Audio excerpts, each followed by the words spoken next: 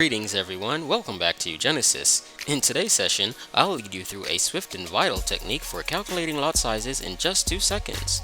Recognizing the importance of this calculation is pivotal for maintaining a consistent equity curve in your trading journey. By consistently managing your risk, you lay the groundwork for gradual growth in your trading account.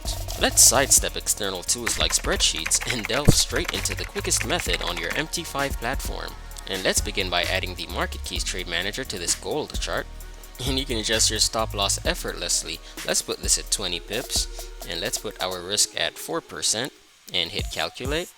And you can see how rapidly it computes the lot size for us, and we have a total of 4.31 lots.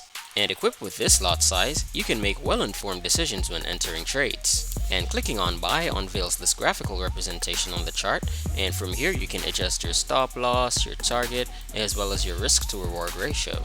And beyond our Execute tab, you can explore our Manage tab for handling trades, Stats tab to monitor trades, and the Secure tab to prevent overtrading.